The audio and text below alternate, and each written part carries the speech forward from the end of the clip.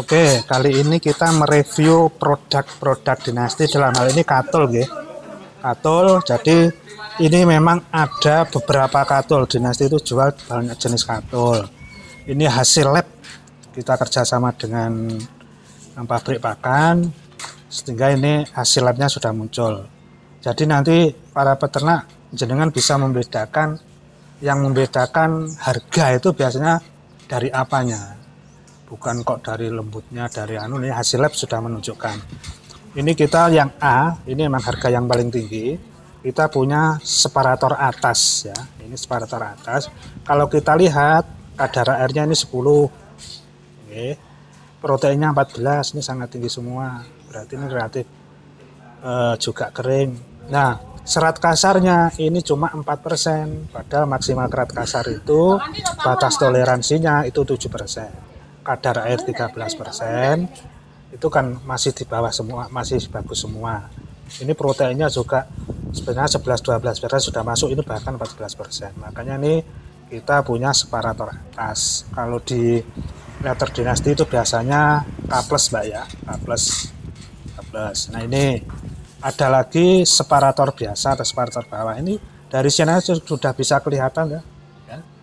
Ini agak, nah, ini dari proteinnya ini juga ini di bawahi. Lah, ini dari serat kasarnya ini juga di bawahi. Harganya juga lain. Nah, ini separator biasa. Nah, ini proteinnya juga agak bawah. Ini serat kasarnya juga di atas sebenarnya, ya, akan 7%. Ini kalau kita merekomendasikan sebenarnya ini itu paling bagus dan bisa tercerna secara maksimal oleh ayam. Biasanya untuk katul-katul yang kelas bawah kita punya katul ini. Nah, ini katul yang paling kelas bawah atau superan biasa. Ini biasanya dia akan lebih kering, tapi serat kasarnya itu terlalu tinggi, proteinnya pun agak rendah. Lain dengan bedakan dengan ini, sangat lain, ya. Nah, ini biasanya memang kadarannya rendah, tapi dia lebih kering, tapi dia tidak, yang dicerna itu tidak maksimal karena serat kasarnya tinggi. Makanya kalau jenengan pakai katul yang ini biasanya kotoran cenderung lebih kering, tapi tidak akan terserap maksimal karena proteinnya kasar. Bahkan ini proteinnya kan jauh kan, 3% lebih. Jadi jenengan beli ini lebih murah memang, tapi jenengan juga beli serat kasar sebenarnya.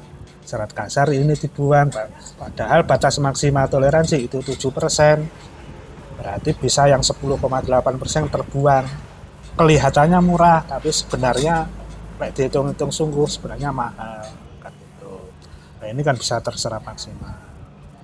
Oke, jadi yang bisa membedakan biasanya lebih serat kasar lebih tinggi, biasanya kasar. Kadang-kadang kalau ada di pasaran itu yang istilahnya dicampur sama sekem, dia akan serat kasarnya lebih tinggi tapi lebih murah, kotoran biasanya lebih kering karena kadar airnya rendah. Nah, monggo ternak-ternak bisa berpikir sendiri mengapa separator atas kalau di dinasti itu kodenya K+ kok lebih mahal. Yaitu tadi, pertama proteinnya lebih tinggi, kedua serat kasarnya lebih rendah, sehingga ini bisa terserap secara maksimal. Sangat minim yang dibuang lewat kotoran. Kalau ini saya yakin yang dibuang lewat kotoran banyak. Oke, sementara itu, ya, info jenengan teman-teman peternak.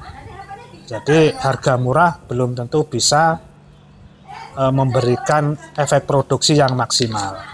Nih, monggo ini untuk edukasi jenengan-jenengan peternak bisa menentukan jenengan mau pilih katul yang mana. Karena ini hasil lab itu tidak bisa ditipu, nih, tidak bisa ditipu. Kalau ini biasanya nanti akan cenderung produksi tidak maksimal, terus telur biasanya akan lebih ringan, puyeh-puyeh kayak gitu, nih. Jadi ini pertimbangan jenengan. Agak mahal tapi bisa maksimal, produksi maksimal, telur bobot juga maksimal. Monggo jenengan pikir. Itu saya memang menyarankan yang bagus ini karena tingkat penyerapan nutrisi lebih maksimal.